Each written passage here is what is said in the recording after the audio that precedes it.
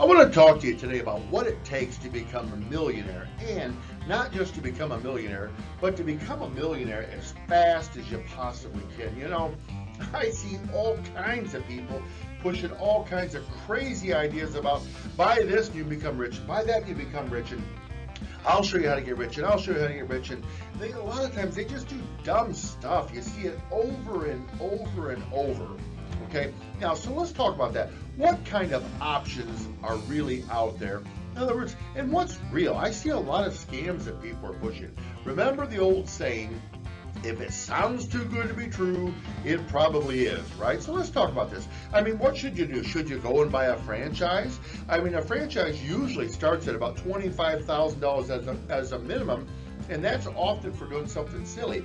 If you wanted to buy, like, say, a McDonald's or Burger King or a fancy oil change place, a lot of times you may lay out $1 million or more just for the rights and the privilege to be able to go into business for yourself. What's another one?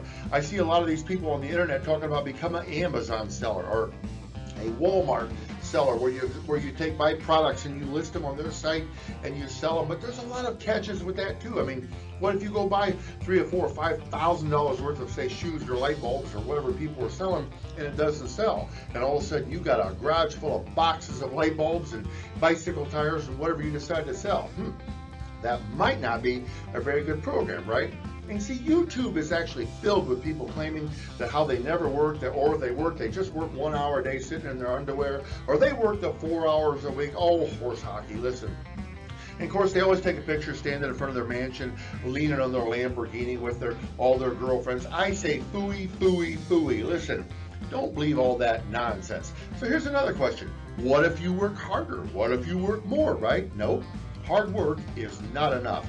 I've met lots of people in my life that have worked their entire life, and they were hard workers, and guess what? Many of them died broke. In fact, if you don't believe me, go talk to a guy that digs ditches for a living or cuts wood or does that type of stuff. At the end of the night, every day, they're tired. When they go home, they eat, they take a shower, and they go to bed, and they repeat the next day. But a lot of times, they're simply living paycheck to paycheck. So I don't think just being a hard worker is enough, right? What about luck? You see, some people are born wealthy. Well, I shook my family tree looking for millionaires. Guess what? None fell out. My dad didn't have any money. My grandfather didn't have any money. In fact, I heard once that my great-great-grandmother was some sort of part Indian, and I said, hey, can you check and see if we can qualify for that Indian casino money? Isn't that crazy, the stuff you hope for? And my uncle said, well, we already had an attorney check, and guess what? We don't have enough blood in us that matches that money. We don't get any. I was like, darn it. You see, you just never know.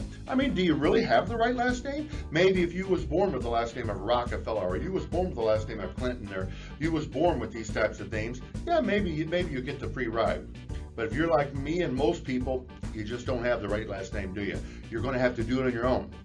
And some people are born with super talents. Some people are great athletes or singers, and some people are Elvis Presley and Dolly Parton and Whitney Houston and Michael Jordan, and they just are so gifted that they can do stuff that the rest of us can't do. And they often go sign a contract and they get paid $25 million, $50 million, $100 million.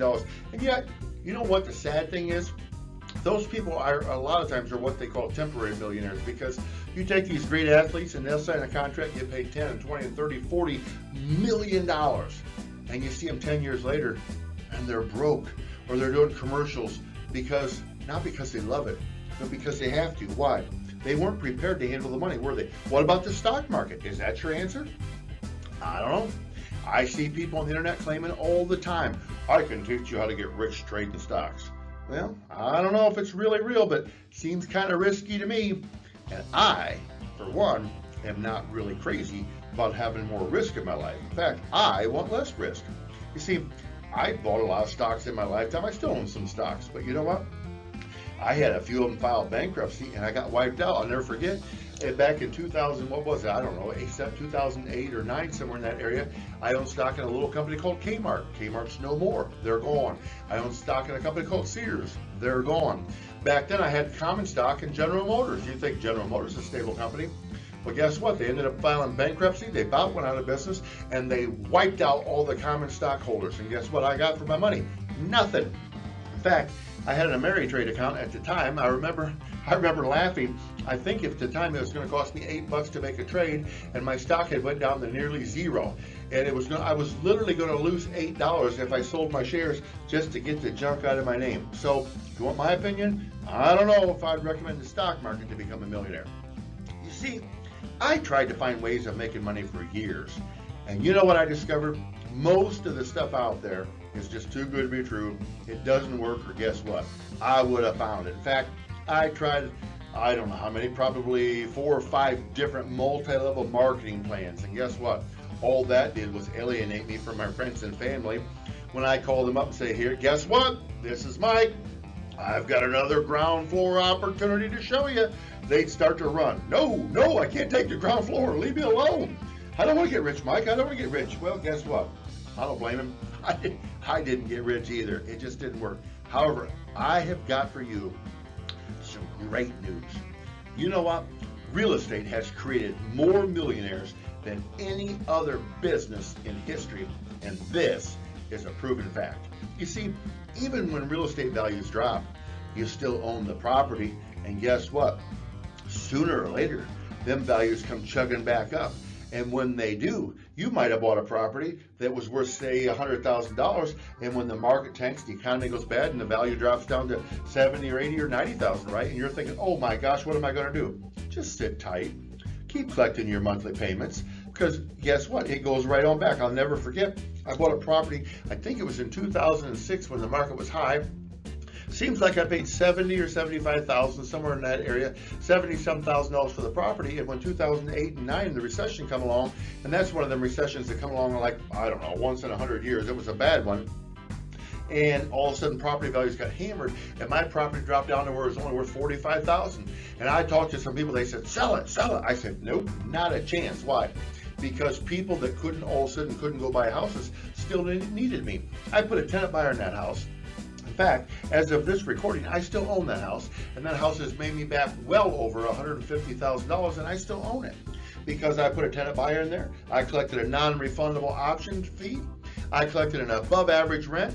I made the tenant buyer responsible for any and all maintenance and repairs, and I collect, and I collect, and I collect, and I collect, and I don't do anything to the property. I mean, that's what you call truly a passive investment. Somebody said, I don't want to be a landlord. Me either. Landlording is a ton of work.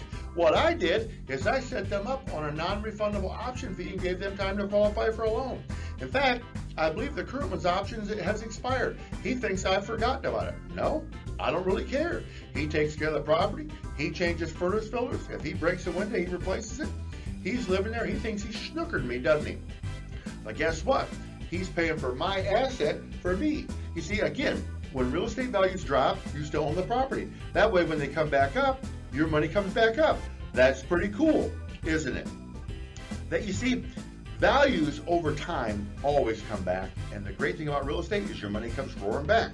Even if you put a tenant in the house on owner financing and they file bankruptcy, the property still exists. A bankruptcy doesn't make your property go away. Back when I had stocks, that GM stock and that Kmart stock and that Sears stock, when they went away, they went away. I can never get that money back. That loss is literally locked in. But the property, when they file bankruptcy, they have to go before the judge and they have to say, Your Honor, I fully intend to honor my contract and pay Mike, or I agree to give the property back. That means I either win or win, and that's a good deal, right? Now, let's talk about this a little bit deeper.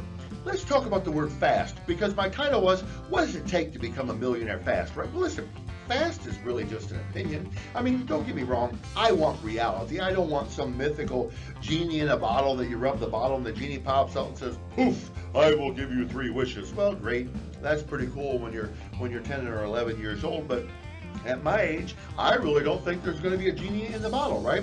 But fast, what does fast mean? I mean, I don't know. It means something different to everybody. I'm not telling you I can make you a millionaire in the next 3 weeks, because to be truthful, I don't know how to do that. Yep, that's what I said. I have no idea how to make you a millionaire in the next 3 weeks unless you get lucky and you land the right deal or the right contract. Something happens, a meteor falls from the sky and you find the gold. You're probably not going to become a millionaire in the next 3 weeks. But what if I can make you a millionaire in the next 2 years, 1 year, 3 years, 5 years? I don't know. Everything's relative, isn't it? I'm going to tell you a secret. Being a millionaire is a lot of fun. So I recommend that you get sick and tired of not being a millionaire. I'm so serious about that. Because you see, when you get enough and you get fed up and you get sick and tired of not having success in your life, you'll do whatever it takes to get it. It's kind of like when you're holding your breath when you're deep into the pond or the lake or the river, wherever you're swimming in the swimming pool. When you're down there, all of a sudden you can tell that your body needs air. Guess what? You'll fight heaven and hell to get air, won't you? You'll swim for the surface. If you're just playing around, somebody's holding you down, you'll bust them in the head to pop out of that water. Why? I need air. Well, guess what? When you need success as bad as you need air, you'll find a way to get it. I mean, so let's talk about this. What if I could show you a program or a plan where you could become a millionaire, say, in 2 years? Could you live with that? I don't know how old you are, but I'm going to tell you a secret. 2 years from now, if you don't do what I'm getting ready to show you, you're still going to be 2 years older. Go figure, right? But what if you do what I show you, you become a millionaire, how old will you be in 2 years? Same age, right? In other words, time flies. You can never get time back in a bottle. You can never recapture it. Yesterday's gone. Yesterday's over. I think that was a song. Yesterday's gone, right? I can't remember who sang that, but the point is, you'll never be able to recapture it. So why not make a decision right now to go ahead and put a plan into action to become a millionaire? Again, it's a lot of fun. I recommend it. In fact, I'm going to show you a program that if you only was to buy one house each month for a year, subject to, you'd have 12 houses, wouldn't you? I mean, here, grab your pen, figure it out. Let's see. If you bought one house a month, there's 12 months in a year. Okay, 12 times 1. Okay, I'm being sarcastic. But in other words, besides any of your other business, yeah, let's say you flip a few and you buy a few and you hold a few, whatever you want to do. But if I could talk you into setting aside for your personal portfolio one house a month for a year, you'd have 12 houses. Think about that. No bank qualifying? Nope, you bought it subject to. No risk in your credit? Nope, you're not even going to give out your social security number. You're not going to go talk to no banker, no loan officer. Nope. You see, when you go through our program, you're going to see we buy houses subject to. That means we buy them subject to their mortgage, and we're buying them from people that are either behind or about to be behind in payments, right? They want our assistance. We're going to benefit them. They need our help, and we make money. Think about it. Houses are appearing. Now, when we buy a house subject to, we resell it. We make what's called a monthly spread. That means if the payment's $700, we're going to put it out for $900 or $950 or $1,000, right? Depending on what market rents are in your area. Well, let's say you only was to make a clear spread of $200 a month. Do you realize if you had 12 houses times $200? Now, I know math is not an exact science, but do you realize that $200 a month times 12 houses, that picks you up an extra $2,400 a month. And you know what? If you did this for 2 years and you had 24 months, which gave you 24 houses times $200, that's an extra $4,800 a month income, right? I'm not even counting your option fees or down payments, if whether you're selling them on subject to or, I'm selling them on a wrap or a lease option or some sort of terms. Yeah, I'm not even counting that. I'm just talking about your monthly income. And by the way, you probably can do math. If you made $300 a month, that's $7,200 a month coming in within 2 years. You may have just replaced your income. You know why? That's over $86,000 a year, right? Pretty cool, isn't it? Now, if these houses were only worth, and I say only, and I'm being relative because here in the Midwest, you can still buy a house. So I'm going to use a round-up number of $100,000 each. Now, I know for some of you East Coast and West Coast folks, hey, $100,000 house, you don't get much, right? I understand that. But maybe you folks here in Ohio and Indiana and Illinois and the Midwest, maybe you can buy them cheaper. Everything's relative and everything's varies. But if you had 12 houses that were only worth $100,000 each, that means you've got $1.2 million worth of real estate. If you do that for 2 years, you have $2.4 million worth of real estate that other people are paying for. You know, I had a guy tell me years ago, he said, you want to become rich? Get $1 million worth of real estate, get somebody else paying for it. I said, that's pretty cool. It was actually come from a preacher. His name was Norval Hayes. I don't know if you ever heard of him. He passed away now. but he had bought a bunch of property, and he was able to go around and speak and do all kinds of good stuff, and he didn't even have to get an offer. You know why? He had a ton of money coming in off his apartment buildings that he owned. He made the statement: get a bunch of property, get other people paying for it, and your life will be a lot better. Think about it. Now, we put tenant buyers in these houses to get them paying for them for us, right? Now, be aware, there is one slight catch. Some of these tenant buyers will insist on cashing you out, and some of them will actually force you to accept big checks. They'll call you up. Hey, I'm buying the house. And you're like, darn, when are you buying it? I'm going to close in 6 weeks, and I'm going to force you to take your $28,000. I'm going to force you to take your $35,000. I insist you take your $32,500. You're like, darn it. Okay, great. You got to figure out some place to put the money, right? What a rough problem to have. But you see, again, another nice feature, just like the bank, we make our tenant buyer responsible for all maintenance and repairs, don't we? Again, if you got a loan at the bank and your water heater goes out, you don't call Bank of America. No, you go down to Lowe's or Home Depot or Menards and you pick up a water heater, or you hire a handyman, you haven't put it in. Why? It's your house. You're the homeowner. It's your responsibility. You don't call the bank. Well, we do the same thing. Water heater goes out to the tenant buyer, don't call me. Go down and get one. Get it taken care of, right? Think about this. And all of a sudden, business starts getting fun. Now, since we're thinking long term, we only really want to keep the decent houses located in the good areas in our portfolio. I mean, the things like the 3 bedrooms is a minimum. We want them to have a minimum of 1,000 square feet. We want them to be in decent school areas. Why? Well, because if the tenant buyer moves out, we won't have any trouble putting other people in these houses, right? What do we not keep? Well, we don't want to keep the junkers located in the war zones. We don't want the houses where you're afraid to go down there after dark. No. Let the landlords deal with that junk and that crap. We want to keep the decent houses in the decent areas. And all of a sudden, next thing you know, you've got 5 houses, and then 7 houses, and then 10 houses, and then 12, and then 15, and all of a sudden, life starts to get fun. Remember what I told you? Being a millionaire is a lot of fun. I really recommend it. I really do. Now, a few of these tenant buyers are going to cash us out, and when that happens, we want to take that large chunk of cash from the deal, whether that $30,000 or $25,000 or $41,000 or whatever we're making, and we don't want to spend it. We want to live off our other deals. We want to take that cash and we want to pay it on the principal balance of one of the properties that we owe the least on. Now, yes, we took them subject to. Yes, we've got the deed. Yes, we've got that in our trust or our LLC, and yes, we have control of it. But we want to take that chunk of cash and pay it down. The goal is to get these houses here paid off in our portfolio. In other words, don't spend it. When you get $30,000 in your hand, don't go, I need me a new pickup. I'm going on a vacation. Now have some discipline in your life. You don't have to go get a new shinier pickup. Shut up and drive the one you have, or pay for the new one off your other deals. This is your how to become a millionaire money, right? Live off your other deals, but take this money, this cash, and get these houses paid down. Now, depending on where you live, but our average cash out should get us somewhere between, say, let's just use a number of $25,000 to $30,000. That's pretty cool, right?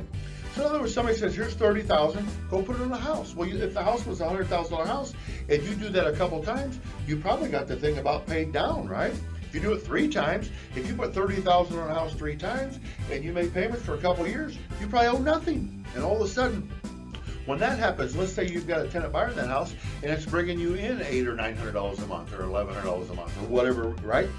Now you take that payment, and you don't spend that either. This is your long-term how to become a millionaire fast money, right? Now you take that money, and you start chunking it on the principal of the house that you owe the next one down, that you owe the least amount on. Now, again, once we get it paid off, take the total monthly from that property and apply it to the next lowest balance property. Why? This allows us to pay them down a lot faster. Now, if we end up, and they also, I'm not even factored in, by the way, appreciation. You see, in good markets, at the time I'm recording this, the market's currently going up, and houses right now are worth more than they were last year, and they're worth more than they were 2 years ago, and this has been going on for several years. Now, I know somewhere here the market's going to tip, the teeter-totter is going to tip, and the values are going to take back down. But that doesn't bother me, because you see, I've lived through a few of these cycles, and I know what goes up will go down, what goes up will go down, on and on. But if you track the trend over time, in fact, if you go on Google When you go on the internet and you look at the housing market for the last 10, 20, 30, 40, 50, 60 years, you'll see houses cost more in the 80s than they did in the 70s. And they cost more in the 90s than they did in the 80s. And they cost more in the 2000s than they did in the 90s, and on and on and on. Well, guess what? Hopefully things appreciate. But if we sell off half of our properties, let's say you had 24 of them, and we paid a few of them down, and we only ended up with 12 of them free and clear, guess what? You now have over $1 million worth of properties that belong to us. They belong to who? Me, baby. Guess who paid for them? Somebody else. Isn't that cool? I mean, how would you feel about your car if somebody said, hey, go pick out a car, I'll pay for it? You'd be like, really? Well, yeah. What color should I get? Who cares? Somebody's going to pay for it. I don't care if it's red, blue, silver. Doesn't matter. Somebody else is going to pay for it, right? Well, I'm trying to talk to you about getting yourself a couple $1 million worth of properties, free and clear. Not some internet scam. This is not something you have to be a genius. You don't have to send me extra money to learn this. I'm trying to talk to you with common sense. Now, what I just showed you is a very possible example. Now, some of you is going to do a lot more than that. Congratulations. I'm proud of you, man. I'm proud of you, lady. Go out there and make it happen. Some of you are going to do less. Some of you are going to sit on your butts and watch TV.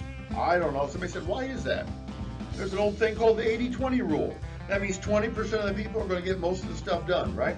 20% of you are going to go out there and excel, become multi-millionaires. 80% of you are just going to be average and do all right. And that's fine. That's what makes the world turn. By the way, if you've always been an 80%er, don't get down on yourself. Make a decision right now. Snap. As of right now, I'm going to join the 20%er. You know what? You can do it. Nothing's holding you back. Question. What if you were to truly apply yourself for the next 4 or 5 years and you acquired one deal a month for your portfolio? Do you realize there's 60 months in 5 years, isn't there? What would you be worth if you had 60 properties in 5 years? If you were to only acquire 50 properties this way and they had a value of $100,000 each, what's 50 times 100 grand, huh? Now you're worth a cool $5 million, baby. You've got somebody else paying for it.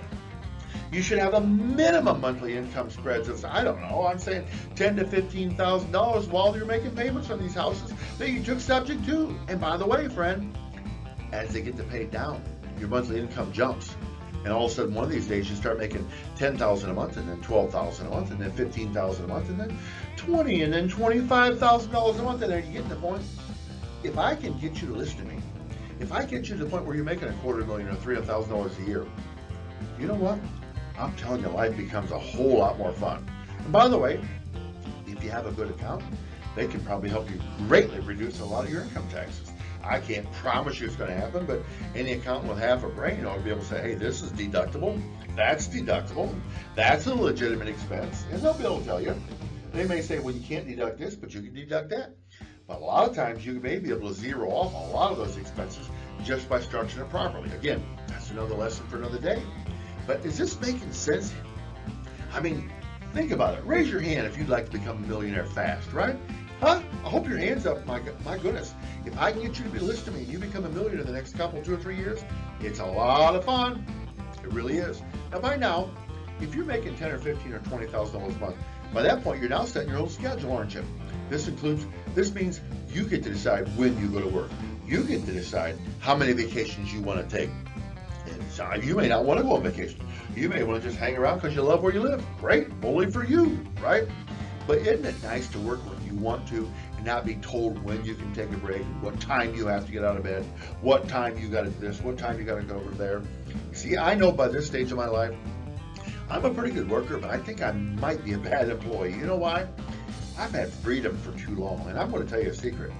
Once you've had a taste of freedom, it's hard to go and become a slave back to a job again. I mean, I was thinking the other day, if I had a job and somebody said, hey, go do this, I might say, no, I don't want to. Well, hey, you can't go on break. I'll never forget. I took a job for about 8 or 9 months during my real estate career because I got this crazy idea that, hey, I want to go be like other people. And I went and I tried to sell cars for a while. I'll never forget this. I went to the car lot and the guy says, hey, you have to be here every day at 8:30. Now, our dealership that I decided to work at didn't open until 9 a.m. And I said, well, we don't open till 9. He said, but you got to be here at 8:30. I said, what for? He said, you got to get ready. I said, what do you mean I got to get ready? I walk in the door ready. He says, no, you have to make your written plan out. Well, I used to really piss them off because they wanted me to write out an explicit plan on my plan for the day to sell cars. My plan, they quit making me turn them in. The other salespeople didn't know it because my plan would go like this: sell cars. Why? I knew why I was there. I wanted to make money. I wasn't an idiot. I'll never forget when I got there. One day I said, I'm going to lunch. He said, you can't go to lunch right now. We're busy. I said, well, I'm going. I'm hungry. You know why they didn't fire me? Because I had been selling. Why? Because I understand people. I had people skills. I didn't know much about the cars at all. They'd say, what size is that motor? I'd say, ooh, it's a big one. Well, how fast does this car go? Oh, it goes really fast. Well, why should I buy that car? Ooh, it's smooth and you can afford it. What do you know about this car? I know one thing. By golly, it's a good car. And I'd laugh and grin, and I'd say things like, listen, you know what you want, you know you can afford it, shut up, let's get this written up. Okay. You see, while the other salespeople were trying to major on the minors, they were nitpicking over the horsepower and the valves and the flux capacitors and all that kind of crazy stuff. I was just talking to people from my heart. I do that now. I never forgot. When that boss wanted to fire me, he looked at the board and I was beating most of the people. And he's like, well, Mike, you got to shape up. I'm like, you want me to quit? No, you can't quit. Well, I'm going to lunch. Mike, it's not lunchtime. Well, I'm going. Well, it's all right, fine. We'll see when you get back. You see, that's the power of when you got freedom. The difference is, ladies and gentlemen, I want you to be able to achieve this freedom so you can live your life for you. Stop worrying about what other people think. Other people aren't paying your bill. Nah, live your life for yourself. Do it because it benefits you. Do it for yourself. You will not regret it. I'm telling you that. Now, please understand, I'm simply showing you a few possibilities. Will this work for you? I don't know. Who knows? It may not. You may like working your life, all of it, for somebody else. You may be willing to be a butt kisser. I don't know. I mean, my wife says I shouldn't talk like this, and sometimes I'm crude, but only you know what you're willing to do. Are you willing to do what it takes to win? Are you willing to do the marketing? Are you willing to learn it? Are you willing to go out and put in offers? Are you willing to raise the capital? This stuff is not difficult, but it does have to be done, right?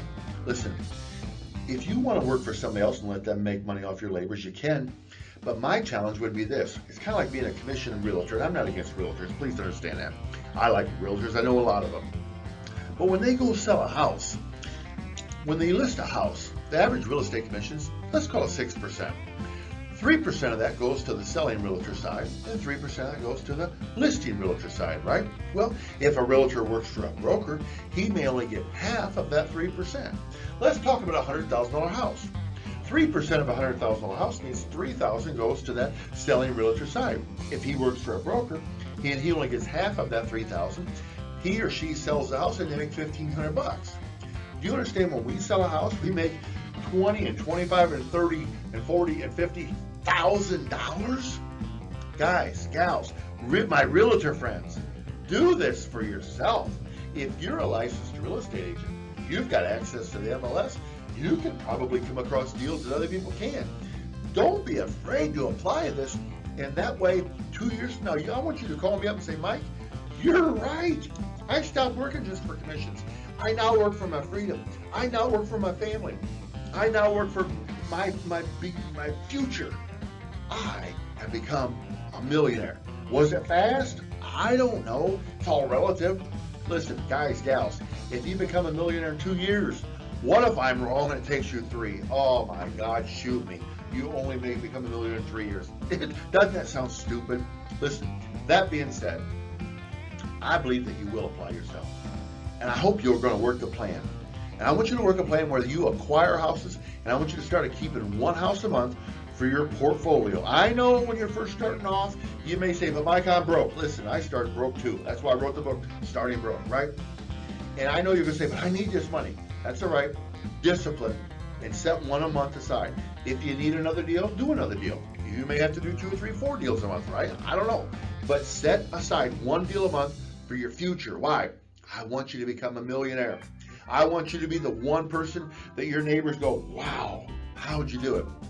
I want you to become that person who, when you go to the family gatherings at Thanksgiving or Christmas time, their family's giving you looks going, man, I knew you when you was a loser. Now you're rich? How'd you do it? Isn't that fun? Isn't that cool? Just think about it. America is truly the land of opportunity.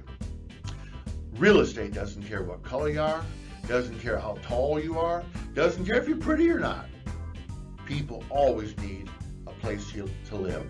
Once you understand that we are in a business that never goes out of style, you are absolutely going to love it. You understand what I'm saying by that? In other words, if the economy's good, people need a place to live. If the economy's bad, people need a place to live. If the economy's so-so, people need a place to live. You see, fads come and fads go. Bitcoin comes, Bitcoin goes. I remember a few years ago, every kid around my area had this little toy they held in their hand. They would spin it. I think it was actually called a fidget spinner, and it become a craze. And they would sell for, I don't know, $3, $4, $5, $10, whatever they sold for. And every kid around had them. They were made of metal, they were made of plastic, they were made of aluminum. They had ball bearings, not ball bearings. And every kid was flicking the thing. It was just spinning, and it became a craze. And whoever invented it probably got rich. But I would not have wanted to have been the investor that funded that factory. You know why? Because it came on with a bang, whoosh, and they were everywhere, and the factories were booming, couldn't keep up with the demand. And then, just as fast as they came, they went. And nowadays, I haven't seen any kids with fidget spinners. I don't even know if you can still buy them. I mean, you might. You probably have to hunt them down the internet. There's probably somebody who has boxes of them in their garage trying to unload them on eBay on suckers, right? What if you'd been the person that funded that business? Ha! You might have lost tens of thousands of dollars, right? Guess what? Real estate never goes out of style. I mean, the styles of the properties change. Sometimes they don't want carpet, sometimes they want laminate. Sometimes they don't want laminate, they want hardwood floors. That doesn't matter. But people always need a place to live. Gosh, what a great and awesome business. Like Zig Ziglar said, if you'll apply yourself, I'll see you, and yes, I do mean you, at the top. Thanks.